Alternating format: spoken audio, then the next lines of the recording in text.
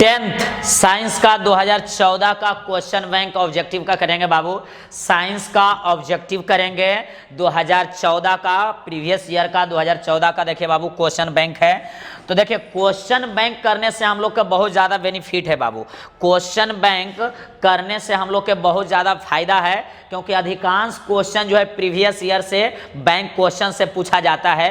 तो हम लोग इसको अच्छा से करेंगे, जरा ध्यान दीजिएगा, जरा ध्यान दीजिएगा, ज़्यादा समय को बर्बाद नहीं करेंगे बाबू। और क्वेश्चन नंबर 1 पे देखिए आगे हम लोग क्वेश्चन 1 पे आ गए हैं और ज़्यादा समय को भी बर्बाद नहीं करेंगे, जरा ध्यान दीजिएगा। क्वेश्चन एकदम अच्छा से देखिए, सबसे पहले पढ़िएगा क्वेश्चन अच्छा से और उसके बाद जवाब एकदम गर्दा उड़ा के एकदम देना है। देखिए क्वेश्चन पहला हम भी पढ़ते हैं और आप भी पढ़िए और धड़ाधड़ जवाब देना है। 2014 का है, 2014 का साइंस का ऑब्जेक्टिव का क्वेश्चन बैंक। किसी चालक के छोरों के बीच का विभवांतर अगर भी है बाबू, प्रतिरोध R है एवं धारा जो है I के बीच क्या संबंध होगा। तो देखिए बाबू फॉर्मूला ओम का जो नियम होता है, ओम का नियम V बराबर I R होता है बाबू। क्या हम बोले? V बराबर I R। तो यहां से देखिए अगर हम देखिए बाबू अगर R निकालते हैं तो ये V बटा देखिए I हो जाएगा बराबर R। I देखिए गुना से भागम आ जाएगा नीचे, तो R बराबर V बटा I। तो R बराबर बाबू V बटा I देखिए हम मिल गया है। तो C नंबर R बराबर V I जो है बिल्कुल करेक्ट आंसर है, बिल्कुल करेक्ट आंसर है बाबू, ठीक है। और ये जो V बराबर I R है ये ओम का नियम है। कौन सा नियम है मेरे प्यारे विद्यार्थी जी? ओम का नियम। क्वेश्चन नंबर सेकंड में आ जाइए, एकदम देखिए लाजवाब क्वेश्चन है, एकदम एक फॉर्मूला लगाएंगे और क्वेश्चन एकदम बना देंगे। 100 वाट, तो ये हो गया बाबू शक्ति। क्या हो गया? शक्ति हो गया। P बराबर हो गया देखिए बाबू 100 वाट हो गया। विद्युत बल्ब 250 वोल्ट, 250 वोल्ट, तो मेरा वोल्ट जो हो गया बाबू विभवांतर 250 वोल्ट है। विद्युत मेन से जोड़ा जाता है, विद्युत मेन से जोड़ा जा रहा है। देखिए बल्ब से प्रवाहित धारा का मान निकालना है। मतलब एगो बल्ब है बाबू, एक बल्ब है, लाइट है, ठीक है, उसका जो शक्ति है 100 वाट है और विभवांतर जो है बाबू वो 250 वोल्ट है। तो विद्युत धारा हमको निकालना है। तो देखिए फॉर्मूला होता है P equal to I square R बाबू। एक क्या होता है फॉर्मूला? नहीं देखिए P इक्वल टू VI होता है, पापा भावी आई, पापा भावी आई। P इक्वल टू VI बाबू फॉर्मूला होता है हम लोग के पास। P इक्वल टू क्या हम बोले? VI। जरा ध्यान दीजिएगा। तो P के जगह पे बाबू देखिए रख देंगे, शक्ति दिया हुआ है 100, तो P के जगह हम लोग क्या रख देंगे? 100। तो यहाँ देखिएगा बाबू 100 रख दिए। V वोल्टेज देखिए 250 है बाबू, 200 कितना है? 50। और यहाँ I देखिए 0 0 कट जाएगा बाबू। यहाँ देखिए 100 और बटा यहाँ देखिएगा 25 और इधर I है। देखिए 2 पचे 10 हो जाएगा और 5 पचे 25 बाबू। तो I इक्वल टू देखिए 2/5 है। I इक्वल टू मेरे प्यारे भाई 2/5। I इक्वल टू 2 बटा कितना है? 5। तो 2 से 5 में जब भागा देंगे तो 0.4 एम्पियर आ जाएगा आंसर बाबू। 0.4 एम्पियर बिल्कुल करेक्ट आंसर है। बी नंबर जो है बिल्कुल करेक्ट आंसर है बाबू, बिल्कुल करेक्ट आंसर है। चाहे तो इसको कॉपी में नोट कर सकते हैं या स्क्रीनशॉट आप ले सकते हैं बाबू, ठीक है। स्क्रीनशॉट भी आप चाहें तो ले सकते हैं। क्वेश्चन नंबर आ जाइए बाबू 3rd में। क्वेश्चन नंबर 3rd में एकदम गर्दा उड़ाते हुए चलिएगा। यहाँ देखिए विद्युत फ्यूज आधारित होता है। अरे भैया विद्युत फ्यूज जो है ना जी वो उष्मीय धारा के उष्मीय प्रभाव पे आधारित रहता है। किस पर है? धारा के उष्मीय प्रभाव पे। विद्युत फ्यूज है जो बाबू धारा के उष्मीय प्रभाव पे आधारित है। क्वेश्चन नंबर 4 में आ जाइए। विद्युत धारा उत्पन्न करने की युक्ति को, अरे भैया ये तो एकदम गर्दा उड़ा दिया है क्वेश्चन। विद्युत धारा उत्पन्न करने की युक्ति को जो है गैल्वनीय जनित्र कहते हैं। क्या कहते हैं? जनित्र कहते हैं बाबू। क्या कहते हैं? जनित्र कहते हैं। जरा ध्यान दीजिएगा, जनित्र कहते हैं, जनित्र कहते हैं। Question number 5, question number 5, question number 5, question number 5। जब किसी चालक तार से विद्युत धारा प्रवाहित होती है तो गतिशील कण होता है। तो गतिशील कण बाबू इलेक्ट्रॉन होता है। तो गतिशील कण जो है इलेक्ट्रॉन होता है। तो गतिशील कण क्या होता है? इलेक्ट्रॉन होता है। जरा ध्यान दीजिएगा। क्वेश्चन नंबर 6 बाबू।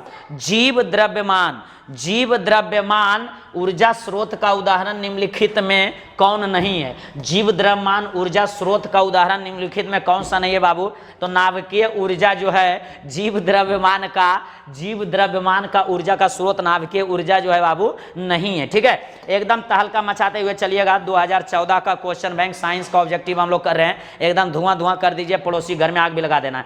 देखिए बिजली उत्पादन करने के लिए पवन जो है मतलब हवा का जो वेग होना चाहिए वो 15 किलोमीटर प्रति आवर रहना चाहिए बाबू। पवन विद्युत जनित्र में पवन की चाल कम से कम कितनी होना चाहिए? तो 15 किलोमीटर प्रति आवर होना चाहिए। 15 किलोमीटर प्रति आवर होना चाहिए, 15 किलोमीटर प्रति आवर होना चाहिए। जरा ध्यान दीजिएगा। क्वेश्चन नंबर 7 के बाद बाबू 8 में, निम्नलिखित में से कौन सा उत्पाद लेड नाइट्रेट को गर्म करने से प्राप्त होता है? कौन सा निम्नलिखित में कौन सा उत्पाद लेड नाइट्रेट को गर्म करने पर प्राप्त होता है? तो NO2 और O2 बाबू, NO2 और O2 होता है, याद रखिएगा, NO2 और O2। ठीक है, चलिए क्वेश्चन नंबर आ जाइए 8 के बाद 9 में बाबू। सोडियम क्लोराइड के जलीय विलयन, देखिए इसका आंसर होगा क्लोर क्षार अभिक्रिया। क्या होगा? क्लोर क्षार अभिक्रिया। एक बार जल्दी क्वेश्चन पढ़ लीजिए, एक बार क्वेश्चन जल्दी पढ़ लीजिएगा। सोडियम क्लोराइड के जलीय विलयन से विद्युत धारा प्रवाहित करने पर या वियोजित होकर सोडियम हाइड्रोक्साइड बनाता है। इस प्रक्रिया को कहते हैं क्लोर क्षार प्रक्रिया। क्या कहते हैं? क्लोर क्षार प्रक्रिया का अभिक्रिया कहते हैं। जरा ध्यान दीजिएगा। क्वेश्चन नंबर 10 बाबू, निम्नलिखित में से कौन सा सही है? निम्नलिखित में कौन बाबू सही है? तो देखिए फॉर्मूला जो होता है मेरे प्यारे भाई, NO2CO3 इंटू साइज 10H2O होता है। जरा ध्यान दीजिएगा, जरा ध्यान दीजिएगा, एकदम बी जो है बिल्कुल राइट आंसर। कौन सा सही है? तो NO2CO3 इंटू 10H2O इसका राइट आंसर है बाबू। Na2CO3 इंटू 10H2O है। 11 नंबर में, निम्नलिखित में किसे चाकू से काटा जा सकता है? लिथियम को। किसको? लिथियम को है, जो आसानी से हम लोग चाकू से एकदम काट सकते हैं। चाकू से आसानी से हम लोग क्या कर सकते हैं बाबू? काट सकते हैं। 11 के बाद 12 में, निम्न में से किस हाइड्रोजन में 3 आबंध होते हैं? निम्न में किस हाइड्रोजन में बाबू हाइड्रोकार्बन में 3 आबंध हैं? जल्दी बताइएगा, जल्दी बताइएगा बाबू। तो इसका होगा आंसर बाबू सी। देखिए 3 दूनी 6, ये जो है बाबू एल्काइन का समूह का है। किसका है? एल्काइन का। क्योंकि देखिए 3 दूनी 6, C3H4 है बाबू। तो 3 दूनी 6 और 6 से 2 कम आ गया कितना? 4। तो ये आ गया CnH2n और -2 पे बाबू। ठीक है, तो एल्काइन समूह में चल गया प्रोपाइन पे। किस पे चला गया? प्रोपाइन पे। तो प्रोपाइन मतलब एल्काइन में ट्रिपल बॉन्ड होता है, आप जानते हैं ट्रिपल बॉन्ड बाबू। ठीक है, तो इसका आंसर हो जाएगा C3H4 होगा। चलिए क्वेश्चन नंबर 12 के बाद 13 में आइए। कार्बोनिल ग्रुप प्रतिकारक कौन है बाबू? कार्बोनिल जो है डबल बॉन्ड CO होता है, डबल बॉन्ड बाबू CO होता है। बी नंबर, कार्बोनिल ग्रुप का जो अभिक्रियाशील मूलक है double bond CO, double bond बाबू CO होता है। क्वेश्चन नंबर 13 के बाद 14 में आइए। निम्नलिखित में कौन सबसे अधिक अभिक्रियाशील है? तो बाबू कॉपर है जो सबसे अधिक अभिक्रियाशील इसमें है। सबसे ज्यादा अभिक्रियाशील बाबू कॉपर है। जरा ध्यान दीजिएगा, अभिक्रियाशील है जो कॉपर है इसमें सबसे ज्यादा। चलिए 15, प्रकृति में पृथ्वी पर ऊर्जा का मुख्य स्रोत एक ही है, ये सूर्य भगवान। सूर्य भगवान बाबू जानते हैं, सूर्य भगवान सूर्य होगा। प्रकृति में पृथ्वी पर ऊर्जा का जो मुख्य स्रोत है मेरे प्यारे भाई वो सूर्य है। बी नंबर है। हरे पौधों को क्या कहते हैं बाबू? तो उत्पादक कहते हैं। हरे पौधों को हम लोग उत्पादक कहते हैं जी। हरे पौधों को क्या कहते हैं बाबू? उत्पादक कहते हैं। जरा ध्यान दीजिएगा, हरे पौधों को उत्पादक कहते हैं।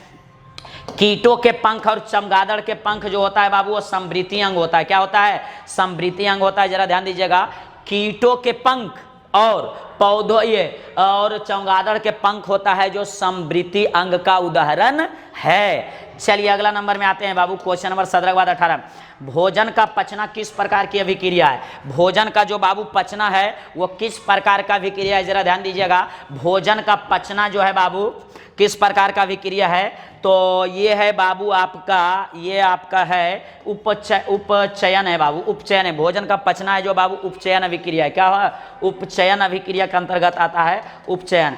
19 में है, निम्नलिखित में से कौन एक उभयलिंगी जंतु है? कौन जो है उभयलिंगी जंतु है बाबू? तो केचुआ जो है उभयलिंगी जंतु है। ठीक है, वो अपना लिंग चेंज कर सकता है। वो कभी चाहेगा तो नर बन सकता है और कभी चाहेगा तो मादा बन सकता है। ठीक है, तो ये है जो 19 का एक केचुआ। 20 नंबर क्वेश्चन में आ जाइए, लास्ट है, लास्ट क्वेश्चन बाबू।